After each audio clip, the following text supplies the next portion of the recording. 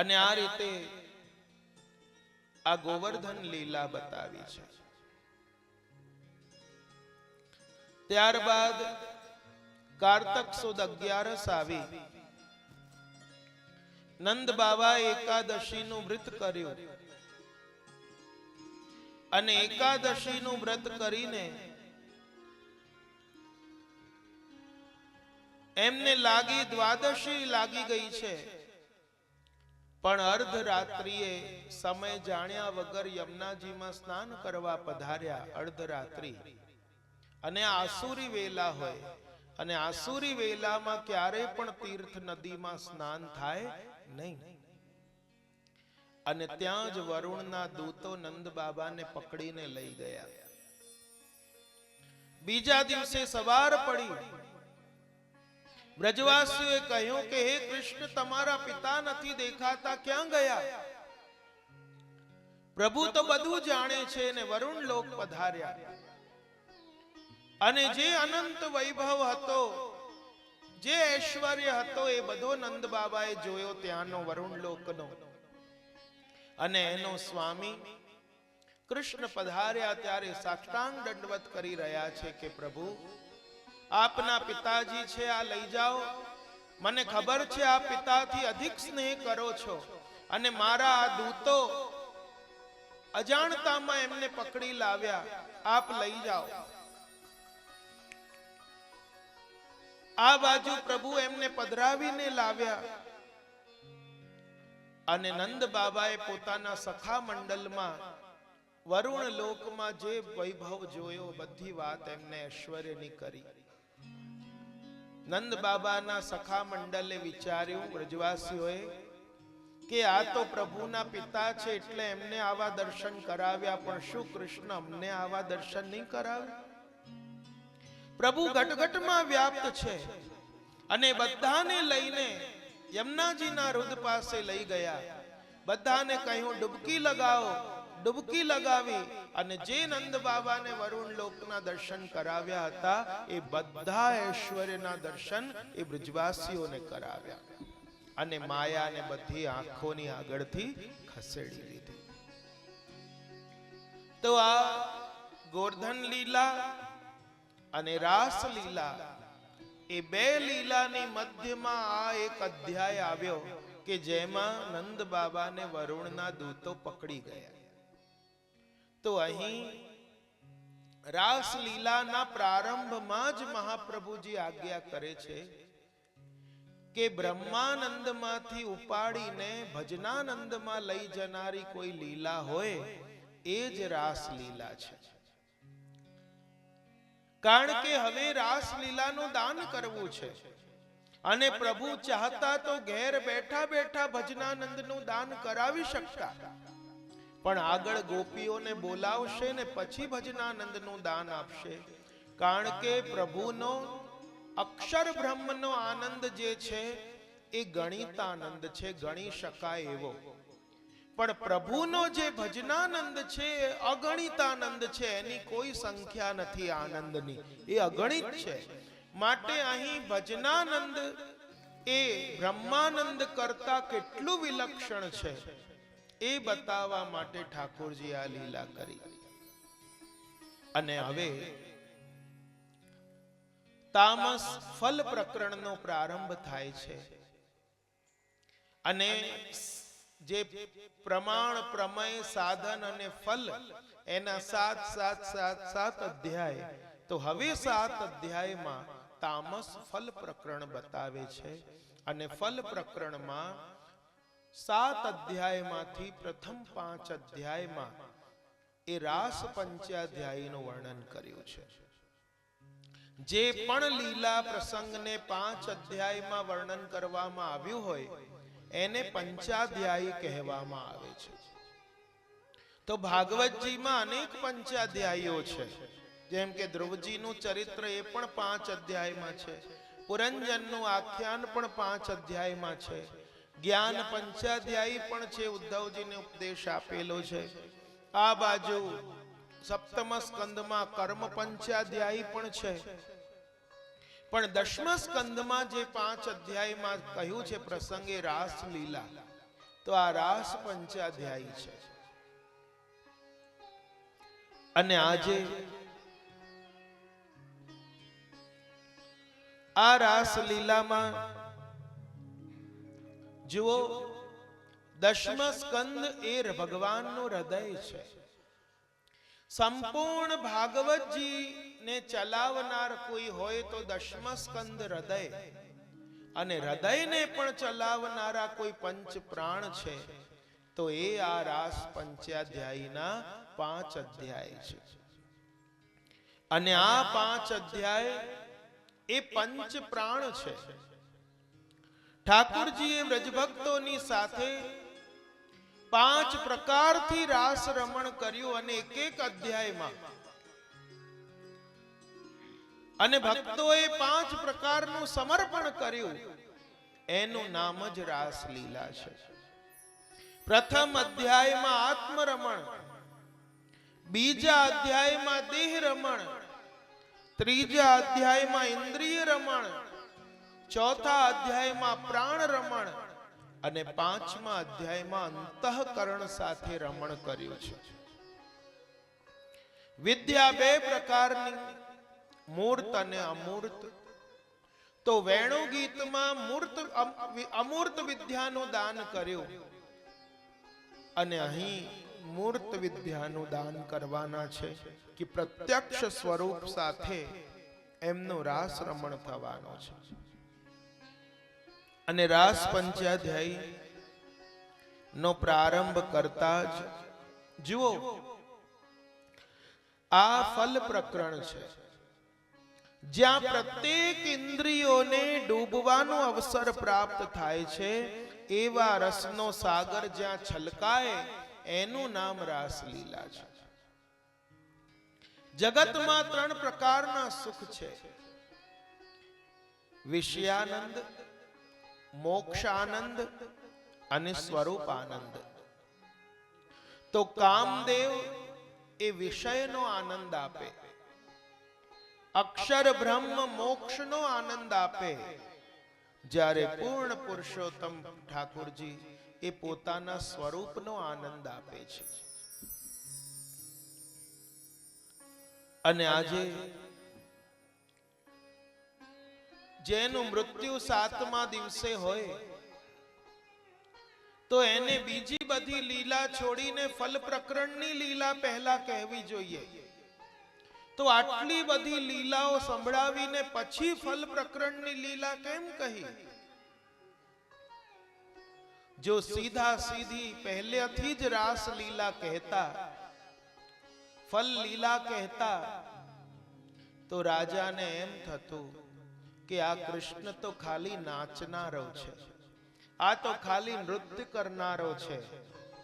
પણ જે નૃત્ય કરી રહ્યો છે એ કોણ છે?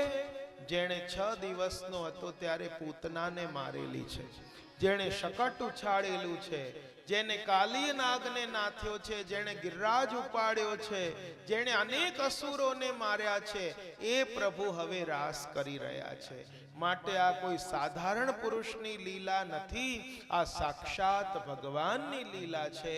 માટે પ્રારંભ પણ ભગવાન પદથી કર્યો. આવો રાસ પંચાધ્યાયમાં પ્રવેશ કરીએ. બોલો કૃષ્ણ કનૈયા લાલ કી જય.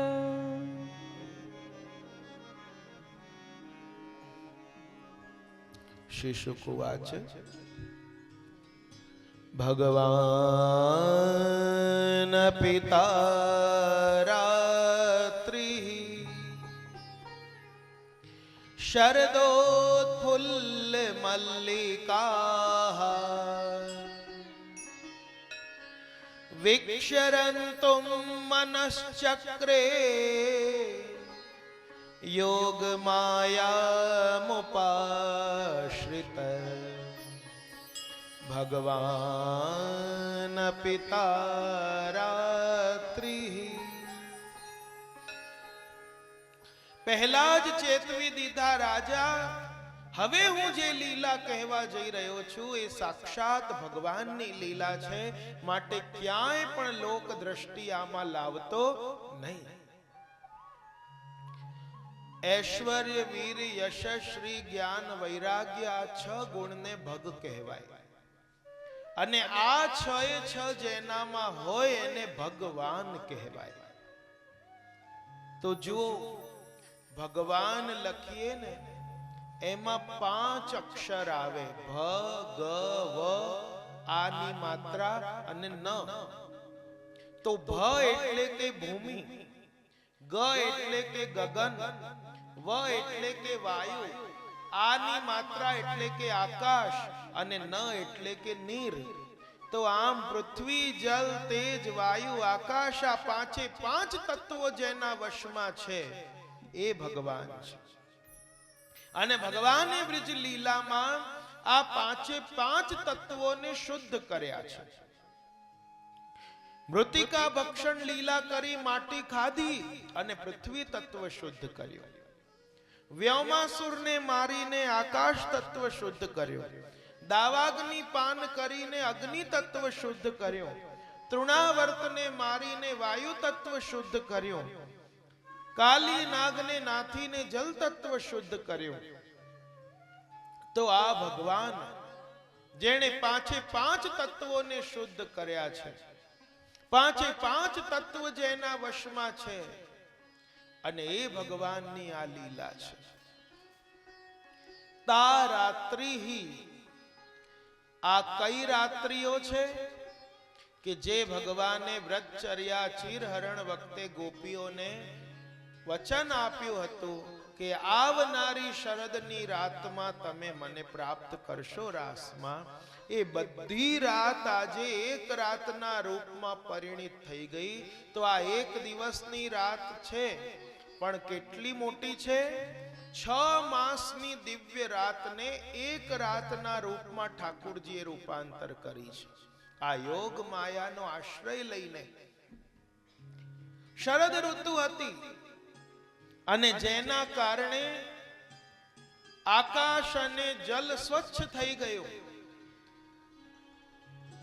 કમળોની સુગંધ ફેલાઈ રહી છે. અને એ વખતે ભગવાન પોતે અમના હોવા છતાં ગોપીઓનું મન રાખવા માટે યોગ માયાનો આશ્રય લઈને અને રાસ ક્રીડા કરવાનો પ્રભુએ સંકલ્પ કર્યો.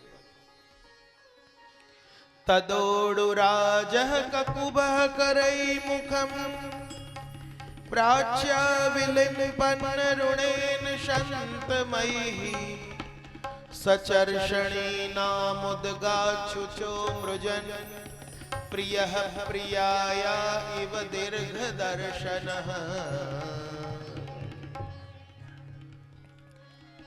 જ્યાં ભગવાને રાસ ક્રીડા કરવાનો સંકલ્પ કર્યો, અને એ જ વખતે ચંદ્રદેવ એમના ઉદયાકાલના કિરણો આકાશમાં છવાઈ ગયા, એવી રીતે કે જાણે કોઈ કંકુ કેસરથી કોઈએ ચિત્રકારી કરી હોય. અને જેમ લાંબા સમય પછી પરદેશથી પતિ આવતો ને પ્રિયતમાના વિરહને દૂર કરવા માટે કંકુ કેસરનો લેપ કરીને એનો તાપ શાંત કરે, એવી રીતે ચંદ્રદેવે માનો શરદ ઋતુના તડકા બહુ તીવ્ર હોય અને બપોરના એને શાંત કરવા માટે ચંદ્રદેવે માનો આ સુંદર શીતલ વાતાવરણ પ્રગટ કર્યું છે. અને આજે ભગવાને આવી દિવ્ય રાત પર દ્રષ્ટિપાત કર્યું. દ્રષ્ટવા કુમુદ્વંત મખંડ મંડલમ રમાન નાભમ નવ કુમકુમારુણમ વનંચ કોમલ ગોભિરંજિતમ જગૌ કલમ વામ દ્રશામ મનોહરમ. આજે ચંદ્ર 16 કલાએ ખીલેલો છે. પૂરી પૂરી પૂરણ માસી, પૂર્યો પૂર્યો શરદ કો ચંદા. આજે પૂર્ણ ચંદ્રની રાત છે. 16 કલાએ ચંદ્ર ખીલેલો છે. શરદ પૂનમની રાત છે. અને શરદ પૂનમની રાત્રે ચંદ્ર અમૃતનું દાન કરે છે. માટે આપણે બધા ચંદ્રનું સેવન કરીએ છીએ શરદ પૂનમે. જૂના જમાનામાં પેલા રાત્રે બધા ધાબા પર બેસીને દૂધ પાક વગેરે ખાય, સોયો પરોવે એની ચંદ્રની કિરણોમાં, એ બધું કરતા. એ ચંદ્રના કિરણોનું સેવન થતું, કારણ કે એ દિવસે અમૃત છોડે છે. અને આજે પ્રભુએ દ્રષ્ટિપાત કર્યો અને આજે ગોપીઓની અંદર કામ ભાવ મિલનની કામના જગાડનારું ક્લીમ બીજ છોડ્યું વેણુમાં. અને જ્યારે આ વેણુમાં નાદ છોડ્યો, ગીત છોડ્યું, અને એ વખતે નિશમ્ય ગીતમ તદનંગ વર્ધનમ બ્રજ સ્ત્રિયઃ કૃષ્ણ ગૃહીત માનસાઃ આ જગમુરન્યોન્યમલક્ષિતોદ્યમાઃ સયત્ર કાંતો જવલોલ કુંડલાઃ. આ ભગવાને ખાલી નાદ નથી છોડ્યો, પણ કહે છે નિશમ્ય ગીતમ, ગીત છોડ્યું છે. અને જો નાદ હોય ત્યાં ખાલી આલાપચારી હોય, ત્યાં સ્વરાવલી હોય, અને સ્વર વાગે તો જે જાણકાર હોય એને ખબર પડે કે હમણાં કેદાર વાગી રહ્યું છે, કે હમણાં આ રાગ વાગી રહ્યું છે, અહીં આ રાગ વાગી રહ્યું છે. પણ ગીત હોય એમાં શબ્દો હોય છે. તો અહીંયા ઠાકોરજીએ ખાલી નાદ નથી છોડ્યો, ગીત છોડ્યું.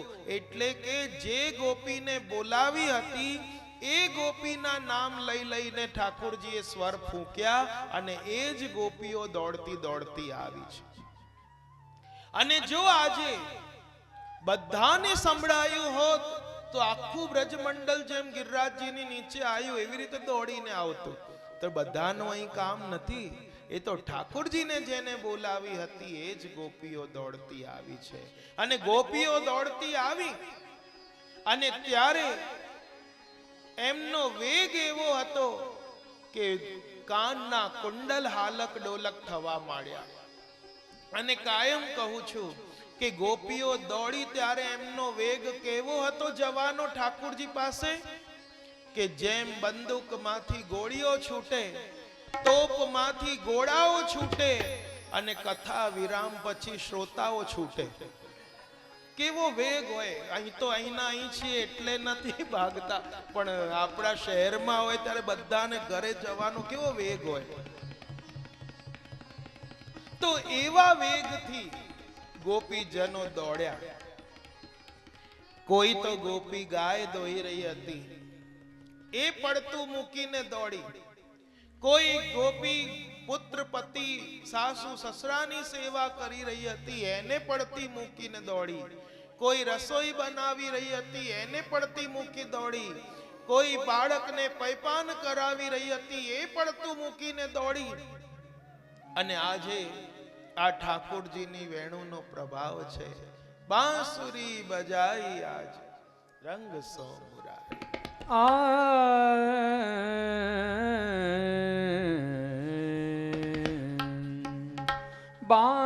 બાંસુરી બજાઈ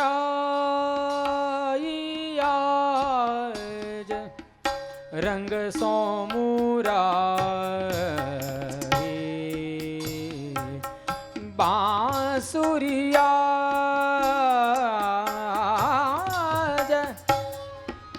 બરંગ સો મુરારી. બાંસુરિયા બજાઈ આજ રંગ સો મુરારી. बंसी की धुनी सुनी शंकर की तारी छूटी. वेदा पढ़ता भूल गए ब्रह्मा ब्रह्मचारी. बांसुरी बजाई आज रंग सो मुरारी.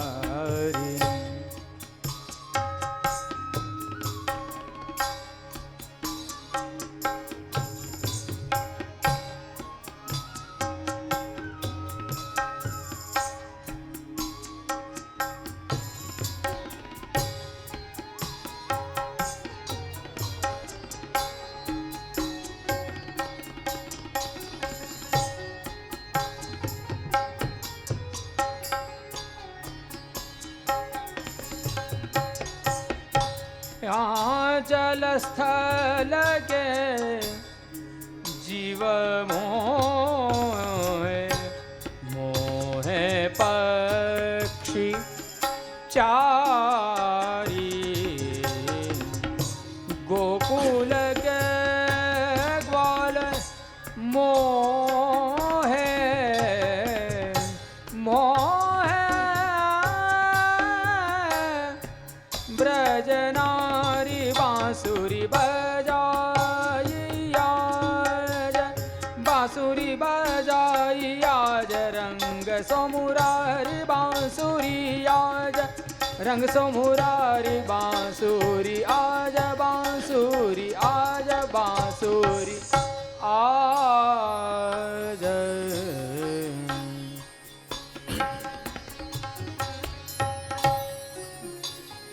કોઈ ગોપી ઘરમાં અંદર સુધી પુરાયેલી હતી, જઈ ન શકી. મનોમન નેત્રો બંધ કર્યા. પ્રભુને મિલન માટેનો વિરહ તાપ એટલો તીવ્ર હતો કે તીવ્ર વિરહ તાપમાં એના અશુભ સંસ્કારો બધા બળીને ભસ્મ થઈ ગયા અને શુદ્ધ અંતઃકરણમાં ઘેર બેઠા બેઠા ઠાકુરજી પ્રગટ થયા. અંતઃકરણમાં મનોમન આલિંગન કર્યું. ગોપીજનો જે દોડ્યા, મહાપ્રભુજીએ આ ગોપીજનોને 3 ભાવ સાથે વિભાજિત કર્યા છે: સાત્વિક, રાજસ અને તામસ. સાત્વિક ભાવ વાળા ગોપીજનો હતા એ જે દશામાં હતા એ દશામાં દોડી ગયા. રાજસ ભાવ વાળા એને ક્રિયાનું ભાન હતું માટે થોડું કામ પતાવીને દોડ્યા. અને તામસ ભાવ વાળા જે ગોપીજન હતા એમને ધ્યાન આવ્યું કે અમે પ્રીતમ પાસે જઈ રહ્યા છીએ માટે થોડા શૃંગાર ધરીને ગઈ. પણ ક્રિયાની વિસ્મૃતિ હોવાથી એ શૃંગાર ધર્યા તો ખરા, પણ કેવા ધર્યા? આડા અવળા ધર્યા. કે નેત્રનું અંજન હતું એ શેથામાં લગાવ્યું, શેથાનું સિંદૂર હતું એ નેત્રમાં લગાવી લીધું.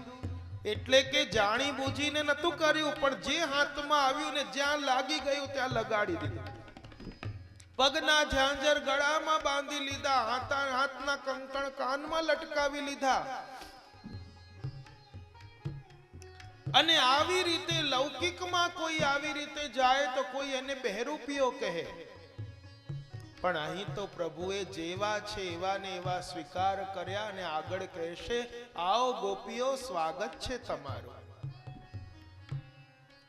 જુઓ, જેમ રબર સ્ટેમ્પ હોય, એ રબર સ્ટેમ્પમાં અક્ષર બધા ઊંધા લખેલા હોય, પણ એને જ્યારે છાપ પાડવામાં આવે અને એ વખતે બધા અક્ષર સીધા પડે છે.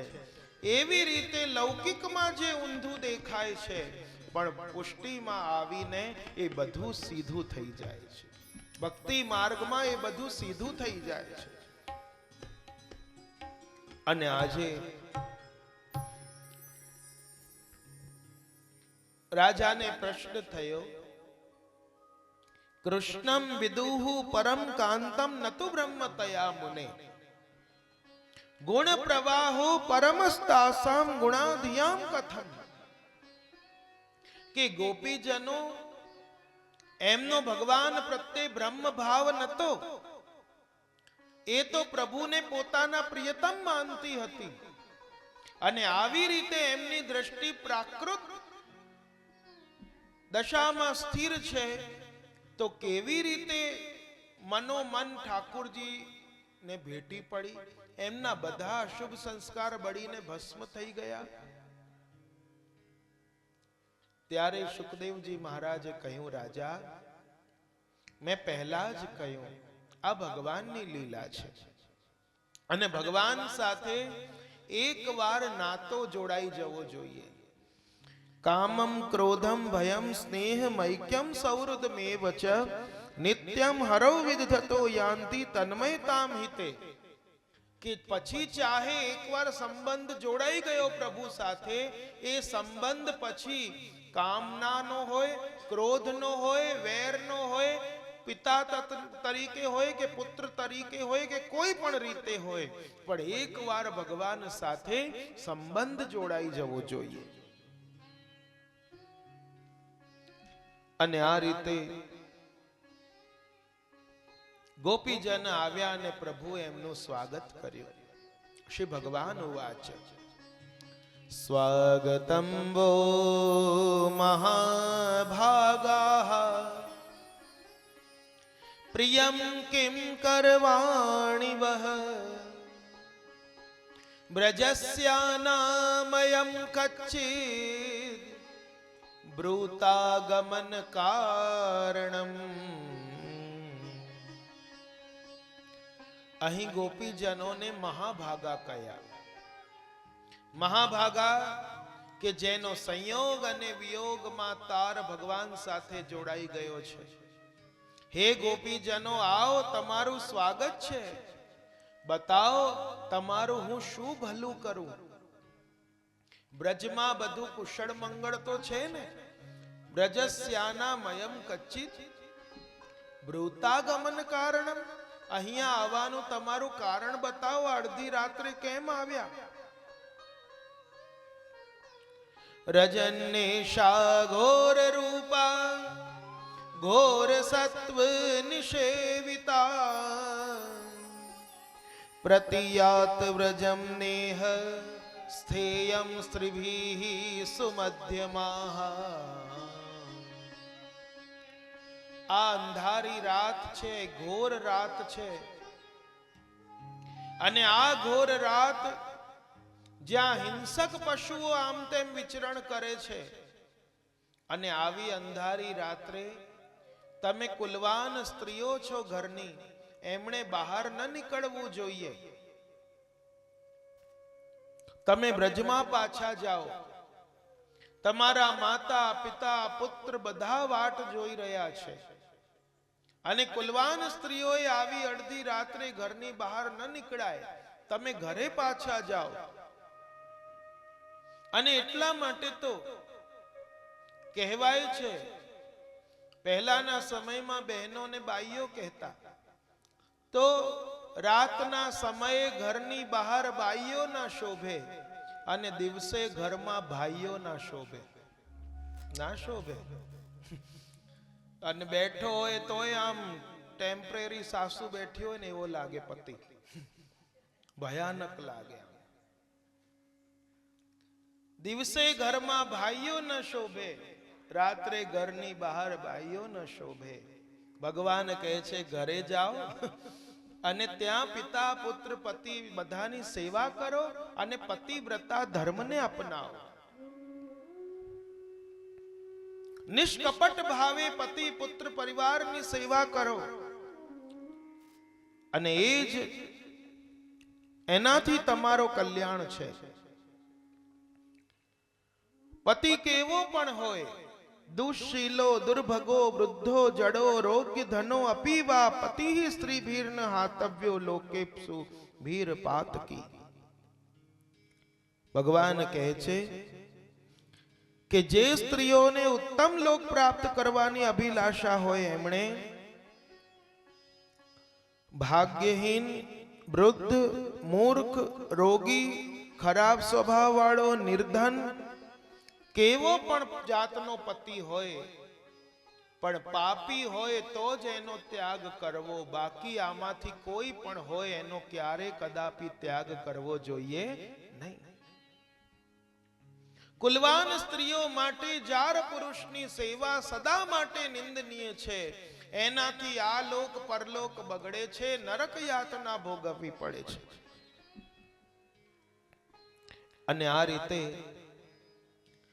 ભગવાને કહ્યું કે તમે લોકો જો યદિ મારા સ્નેહના કારણે આવ્યા છો, તો તમે આવીને કોઈ નવાઈ નથી કરી.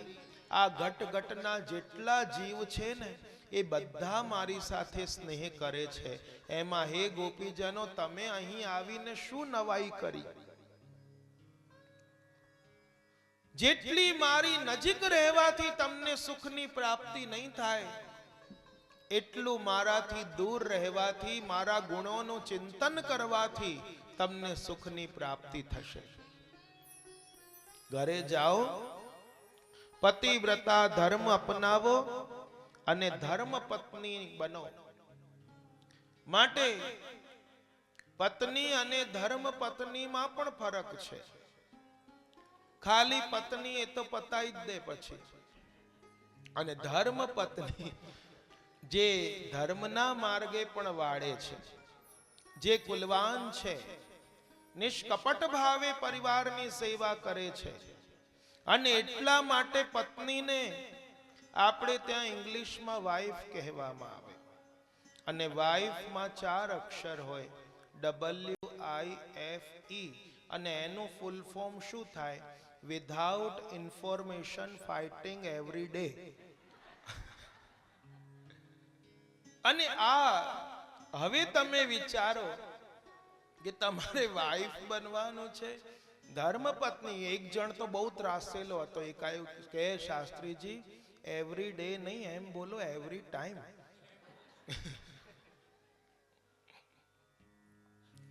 અને આ રીતે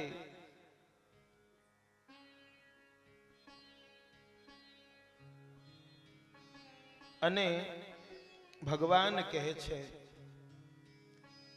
તમે પતિવ્રતા ધર્મ અપનાવો.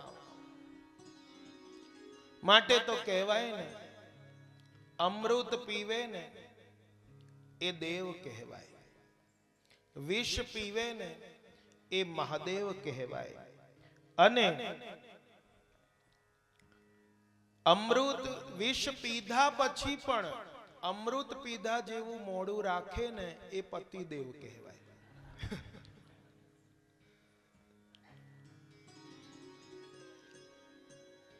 કહેવાય છે કે જન્મ થયા પછી કોની આંખ ક્યારે ખુલે? જેમ કે ગાયની તરત ખુલે, અમારા ડોક્ટર સાહેબ બેઠા છે. બકરીની 2 કલાક પછી ખુલે, બિલાડીની 6 દિવસ પછી ખુલે, અને માણસની લગ્ન થયા પછી ખુલે.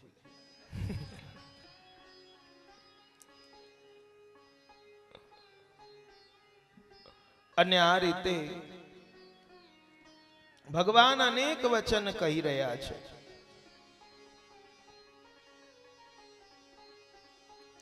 કે તમે ઘરે જાઓ, પતિવ્રતા ધર્મ અપનાવો.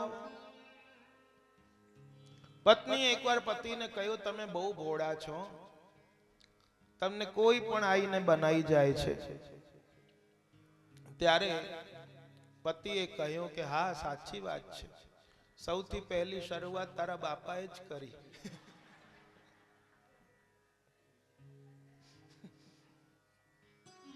કારણ કે ચાની પત્તી અને પતિ એ બેમાં સામ્ય છે. કારણ કે બંનેને ઉકળવાનો છે એ પણ સ્ત્રીના હાથે છે. અને હવે ભગવાન જ્યારે કહી રહ્યા છે, છોકરાએ કહ્યું કે માં, હું ક્યારે મોટો થઈશ, ક્યારે મારી મરજીથી બહાર જઈશ, ક્યારે મારી મરજીનું કરીશ? ત્યારે એની માં બોલી, બેટા એટલા મોટા તો તારા પપ્પા પણ નથી થયા, તો ક્યાંથી થાય? માટે જગતમાં 2 જણ સુખી છે,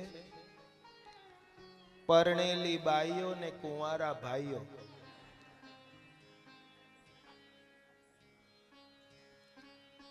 જે ઘરમાં સુલક્ષણી સદગુણી સ્ત્રીનો વાસ હોય, ત્યાં દેવતાઓ વાસ કરીને શુભાશીષ વરસાવે છે.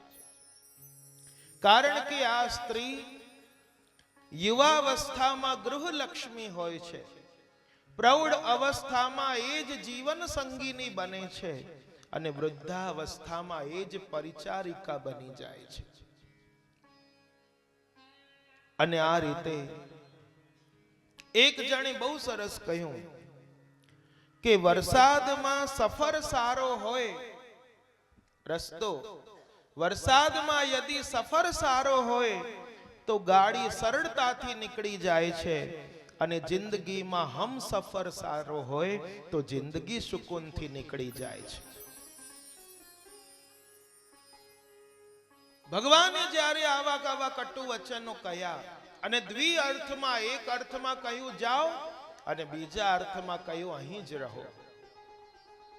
પણ ગોપીજનો જો આજની ગોપી હોત તો ક્યારની આવા એક બે શબ્દ કટુ બોલ્યા હોત ને જતી રહી હોત. પડ્યો રે નહીં, અમારે શું છે, તારા જેવા ગણાય છે.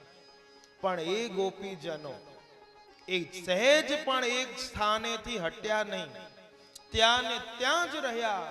પણ જે ઉત્સાહ હતો એ બધો એમનો માનો ભાંગી ગયો છે. અને હવે આ ગોપીજનોએ જે પ્રભુએ આ શબ્દો કહ્યા, વચનો કહ્યા, એનો જે પ્રતિ ઉત્તર આપ્યો એ જ પ્રણય ગીત કહેવાય છે. ગોપીજનોએ કહ્યું, મૈવમ વિભોર્હતિ ભવાન ગદિતુમ નૃશંસં સંત્યજ સર્વ વિષયાસ્તવ પાદ મૂલમ પ્રાપ્તા ભજસ્વ દુર્વગ્રહમાત્યજાસ્માન દેવો યથાદિ પુરુષો ભજતે મુમુક્ષુન. હે કૃષ્ણ, તમે ઘટ ઘટમાં વ્યાપ્ત છો, અમારા હૃદયની વાત જાણો છો. તમારે આવા નિષ્ઠુરતા ભર્યા વચન ન કહેવા જોઈએ. આજે જ્યારે અમે બધું છોડીને આપના ચરણોમાં આવ્યા છીએ, જો કે આપે કહ્યું અમારો કોઈ પણ જાતનો વશ આપનામાં નથી, આપ તો સ્વતંત્ર છો, પણ કોઈ ભક્તને ભગવાન સ્વીકારે એવી રીતે ભક્ત માનીને અમારો સ્વીકાર કરો.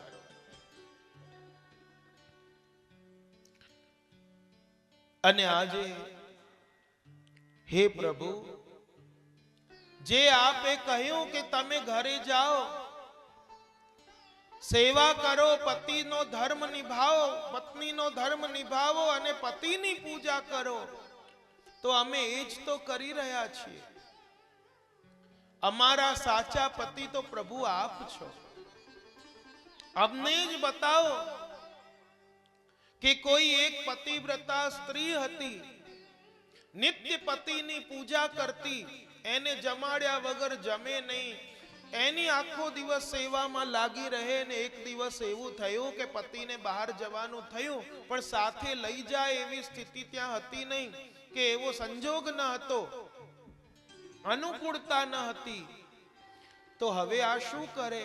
તો એના માટે પતિએ શું કર્યું કે એના જેવી ને જેવી માટીની પ્રતિમા બિલકુલ આબેહૂબ રચાવીને એને આપી કે મારી ગેરહાજરીમાં તું આને ભોગ ધરજે, આની સેવા કરજે, મને મારું સ્વરૂપ માનીને. પતિ તો ચાલ્યો ગયો બહાર ગામ, ને પત્ની એવી જે પતિ કહી ગયો હતો એવી રીતે એની માટીની પ્રતિમાની પૂજા કરવા માંડી. અને એ થોડા દિવસ થયા, એ પૂજામાં પ્રવૃત્ત હતી, અને ત્યાં જ સાચો પતિ આવી ગયો. તો ગોપીઓ પૂછે છે કે ભગવાન, હવે આ સ્ત્રીએ શું કરવું જોઈએ? ત્યારે ભગવાને કહ્યું કે જ્યારે સાચો પતિ આવી ગયો તો માટીની પ્રતિમાને પૂજવાથી શું છે? તો બસ ગોપીઓ કહે છે અમે એ જ તો કહેવા માંગીએ છીએ, જ્યારે અમારા સાચા પતિ આપ મળી ગયા છો, અમે આપના શરણે આવ્યા છીએ, તો પેલો તો એક દિવસ માટીમાં મળી જવાનો છે, માટે એક ભક્ત માનીને અમારો સ્વીકાર કરો. तुम्हारे भजत पाप की लागे किन यह बुद्धि उपाय। તમે કહો છો કે જાર પુરુષની સેવા નિંદનીય છે, તો તમને ભજવાથી અમને કઈ પાપ લાગવાનું છે?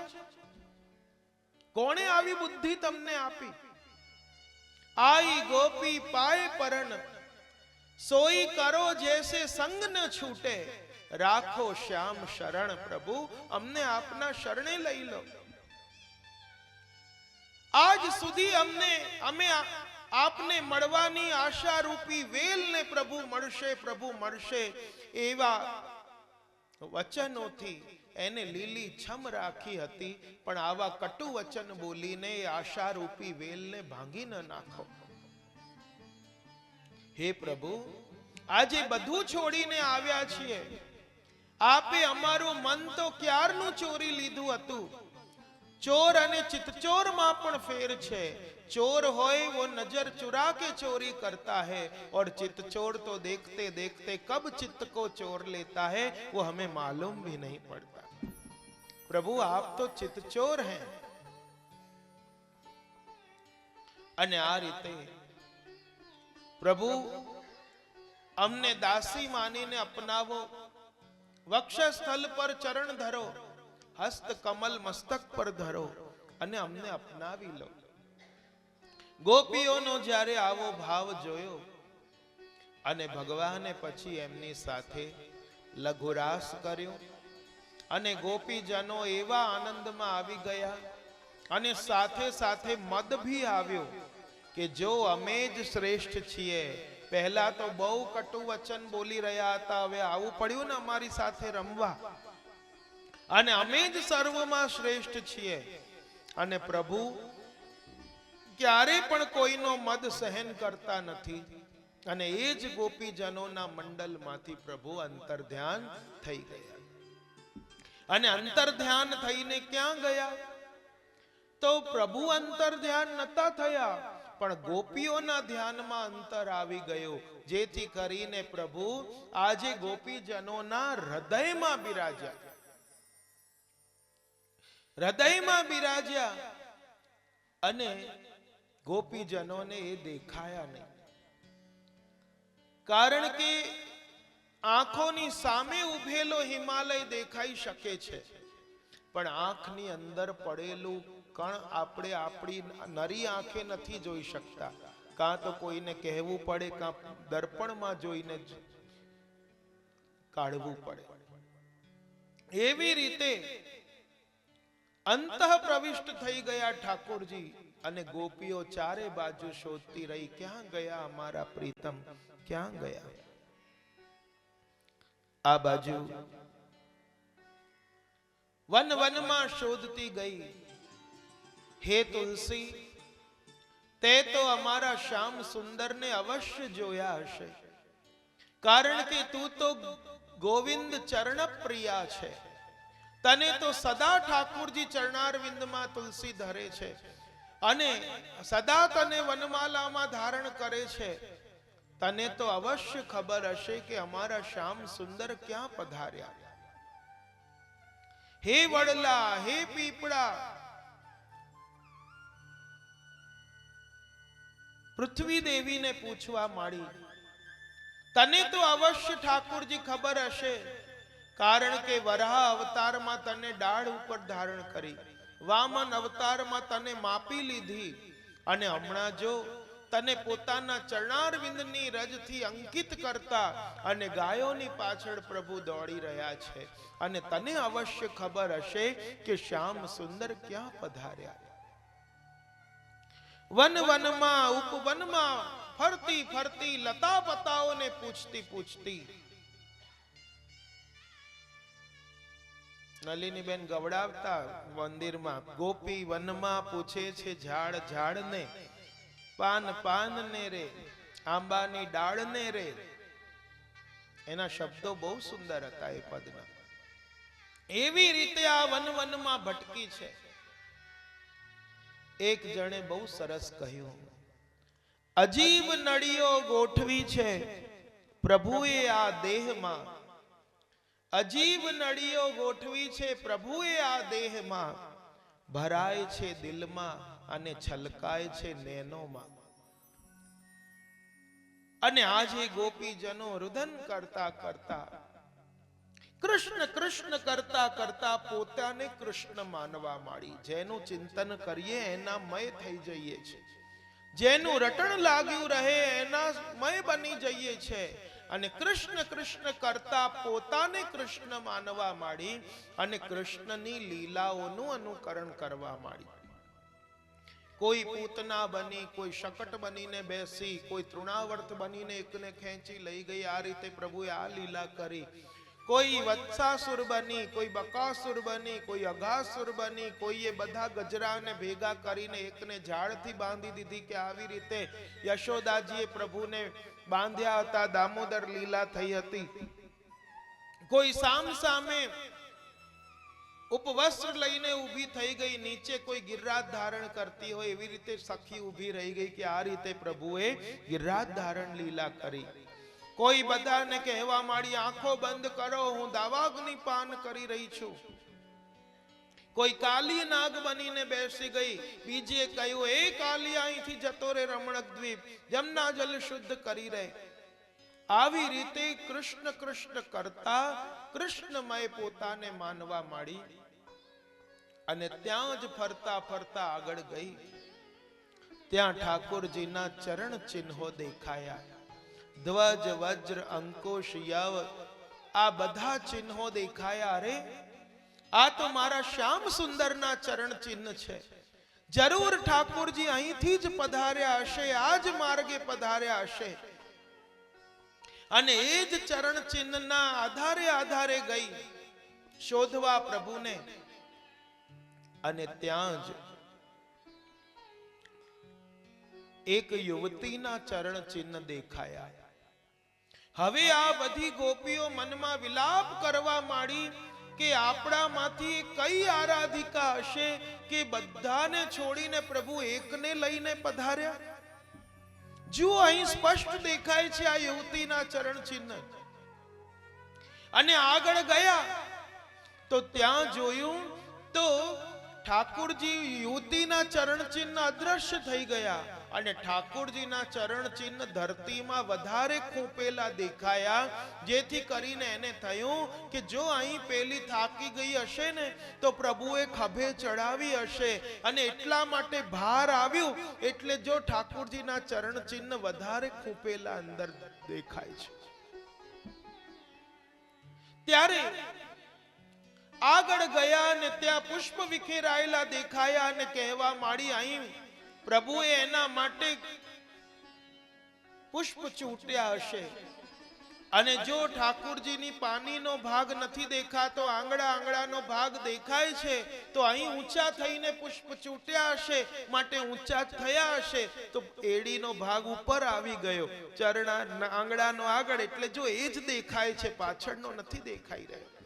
મન મનમાં એ કલ્પના કરવા માંડી અહીં બેની ગૂંથી હશે, માટે જો ચારે બાજુ પુષ્પ વિખરાયેલા છે. અને એમ કરતા કરતા આગળ ગઈ અને જે સખીને લઈને ગયા હતા એના રુદનનો અવાજ સંભળાયો. આજે ગોપીઓ कान भय प्राणमय और प्राण भय कानमय, हिय में न जान परे प्राण है कि कान है.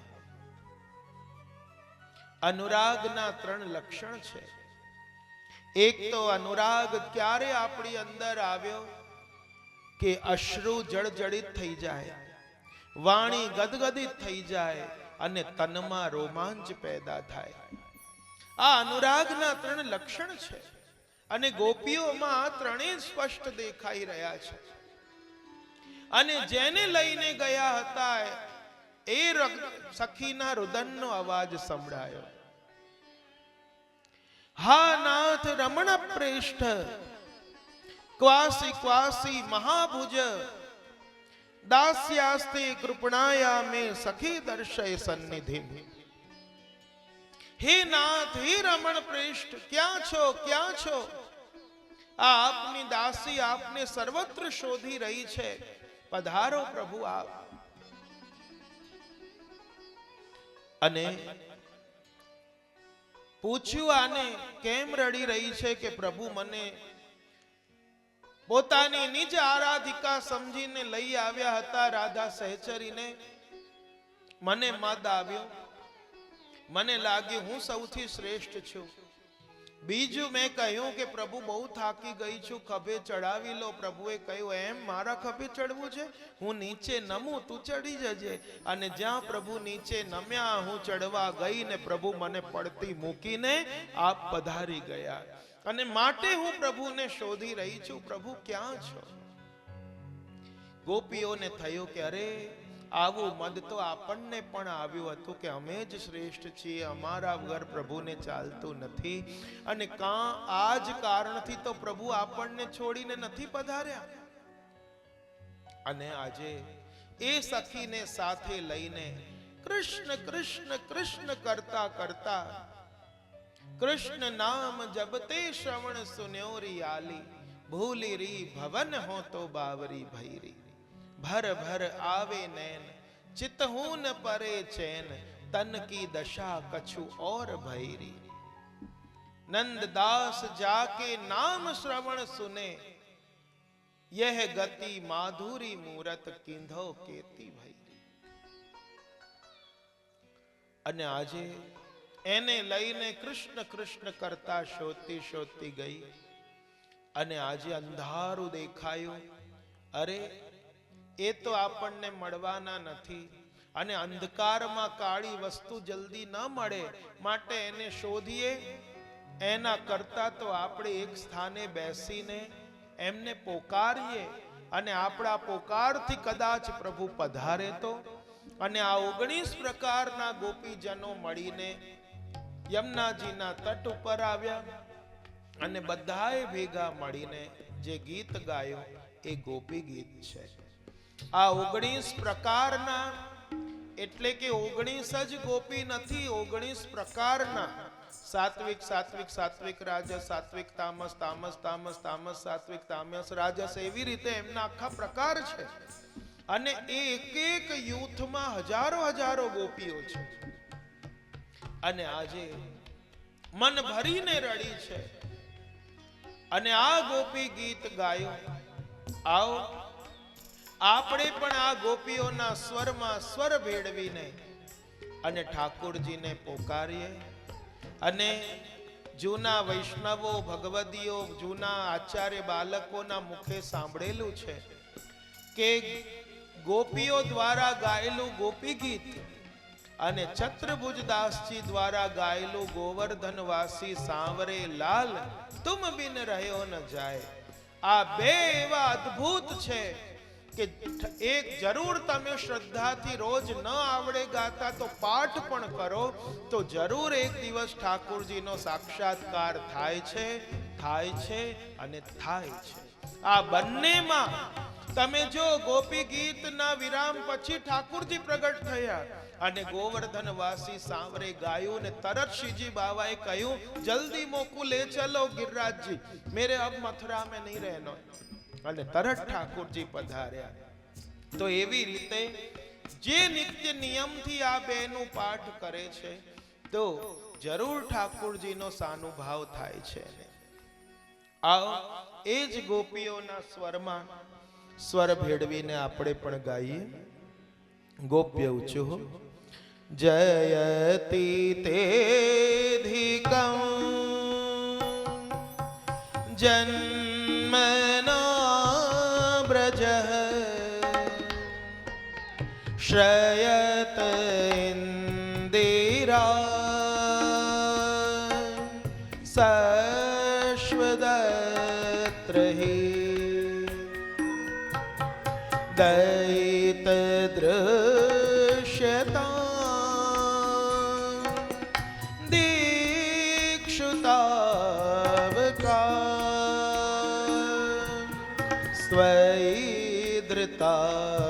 सव स्वाम विचिन्वते. सभी एक साथ ओ श्रीनाथ जी आवजो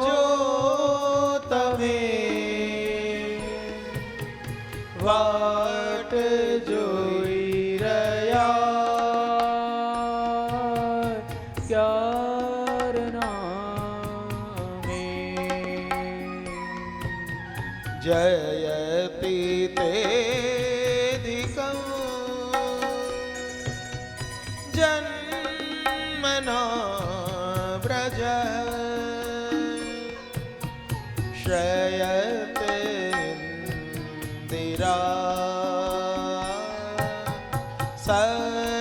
સશ્વદત્રહિ. હે પ્રભુ, આપના જન્મથી આ બ્રજની શોભા એ વૈકુંઠ કરતા પણ વધી ગઈ છે. બ્રિજ વાલુ રે વૈકુંઠ નહીં આવું. જા દિન તે હરિ ગોકુલ પ્રગટે દિન દિન હોત કલ્યાણ સાવરો મંગલ રૂપ નિધાન. હે પ્રભુ, આ સદા માટે લક્ષ્મીજીનું ક્રીડા સ્થાન બની ગયું છે.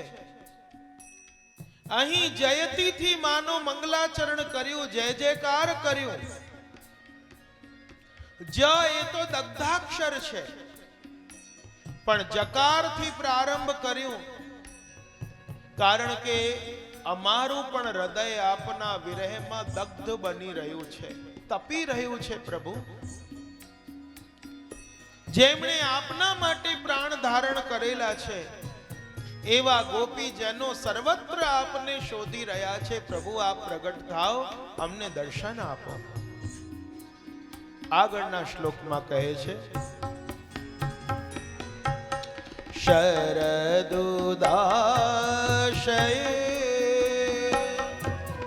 સાધુ જાત સરસી જોદર શ્રી મુષાદ્રશા સુરત નાથ તે અશુલ્ક દાસિકા વરદ નિઘ્નતો નેહ કિમ વધ. ઓ શ્રીનાથજી આવજો તમે, વાટ જોઈ રહ્યા ક્યારના મે શરદુદાશયે સાધુ જાત સરસી જોદર શ્રી મુષાદ્રશા. હે પ્રભુ, આપના નેત્ર કેવા છે? શરદ ઋતુના સ્વચ્છ જલમાં ઉગેલા કમળ જેવા અણિયારા નેત્ર છે. અને એ નેત્રોથી જ્યારે આપ અમારા તરફ દ્રષ્ટિ કરો છો, અને દ્રષ્ટિ કરતા જ અમારું હૃદય વિંધાઈ જાય છે, તો પ્રભુ, આ એક પ્રકારની હત્યા ન કહેવાય કે નૈનોથી આપ કટારી ચલાવી રહ્યા છો? सांवरे की दृष्टि मानो प्रेम की कटारी है, लगत बिहाल भई गोरस की सुध भूली. हे प्रभु, અમે આપની વગર મૂલ્યની દાસીઓ છીએ. અશુલ્ક દાસિકા અને શુલ્ક દાસિકા એવા બે પાઠભેદ છે. અશુલ્ક દાસિકા વગર મૂલ્યની દાસીઓ, બિના મૂલ કો ચેરો ભરોસો દ્રઢ ઇન ચરણન કેરો. હે પ્રભુ, આપ પ્રગટ થાઓ, દર્શન આપો. આ નેત્રો દ્વારા અમારા હૃદય વિંધી રહ્યા છો. कमल सी अखियां लाल तिहारी 300 तक तक तीर चलावत और भेदत छतियां हमारी. इन्हें कहाँ को दोष लगावत ये अजहू न संभारी श्री विठ्ठल गिरधारी कृपा निधि सुरत हिते सुख कारी कमल सी अखिया लाल तिहारी।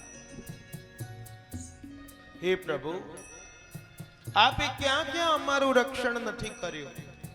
विष जलापयाद व्याल राक्षसाद वर्ष मारुताद वैद्युतान लाद वृषम यात्मजाद विश्वतो भयाद वृषभ ते वयम रक्षिता मुहु। ठेर ठेर आपे अमारू रक्षण कर्યું છે, એમ હમણાં પણ અમારું રક્ષણ કરો। હે પ્રભુ આપ ખુલ્લા ચરણાર વિંદથી ગાયોની પાછળ પધારો છો તો કાંટા કાંકરા વાગી રહ્યા હશે, આપને નથી વાગી રહ્યા, અમારા હૃદય વિંધાઈ રહ્યા છે। અને વગર સંકોચે પ્રભુ આપે આપના ચરણાર વિંદને ફણી ફણાર પિતમ તે પદાંબુજમ એ કાલીય નાગના મસ્તક ઉપર પધરાવી દીધા। એવી રીતે આપના ચરણાર વિંદ અમારા હૃદય પર પધરાવો, મુખ કમલનું દર્શન કરાવો, અધરામૃતનું દાન કરાવો, હસ્ત કમલ મસ્તક પર ધરો। પ્રભુ કહેવા માંડ્યા કે ગોપીજનો અંદર સ્થિત હતા। પ્રભુ બોલ્યા કે આટલો બધો મારો વિરહ હોય તો વિરહ દશામાં તો દેહ ત્યાગ થઈ જવા જોઈએ, તો તમે કેમ દેહને ધારણ કરીને રાખ્યું છે? પ્રાણને પ્રાણ ત્યાગી જવા જોઈએ। પ્રભુ અમારા પ્રાણ ક્યાર ના છૂટી ગયા હોત, પણ એ પ્રાણને ટકાવી રાખવા માટે કોઈ હોય તો એ આપની કથા છે। અને કથાના માધ્યમથી, એ ગુણગાનના માધ્યમથી પ્રભુ અમારા પ્રાણ આજે પણ જીવતા છે, નહીં તો ક્યારના આપના વિરહમાં ચાલ્યા ગયા હોત। તવ કથામૃતમ તપ્ત જીવનમ कविभिरीडितं कल्मषापहम् श्रवणमङ्गलं श्रीमदाततं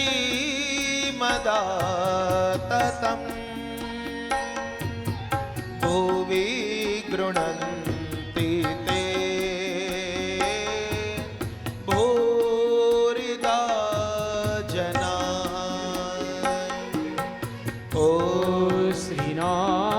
ते जी आवजो तमे वाट जोई रया क्यारना में।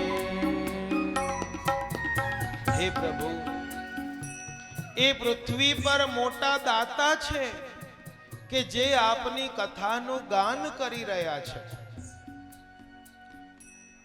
ભૂરિદા જનાહા, અને આપની કથા કેવી છે? કલ્મષાપહમ, કલ્મષ જે સમસ્ત પાપોને દૂર કરનારી છે। કલ્મષના ઘણા અર્થ થાય। કલ્મષ એટલે પાપ, દોષ, અપરાધ। જે પ્રભુ પ્રાપ્તિમાં પ્રતિબંધ નાખે એ પણ કલ્મષ છે। જે આપણા પ્રાણ પ્રેષ્ઠથી આપણને દૂર લઈ જાય એ પણ કલ્મષ છે। ભક્ત અને ભગવાન વચ્ચે પડદો નાખે એ પણ કલ્મષ છે। બુદ્ધિને અંધ બનાવે એ પણ કલ્મષ છે। ઇન્દ્રિયોને વિષયી બનાવે એ પણ કલ્મષ છે। પણ પ્રભુ આપની કથા તો કલ્મષાપહમ, એ સમસ્ત પ્રકારના પાપોને दूर करनारी छे। साथे साथे श्रीमदाततम, सौभाग्य धारण करावनारी छे।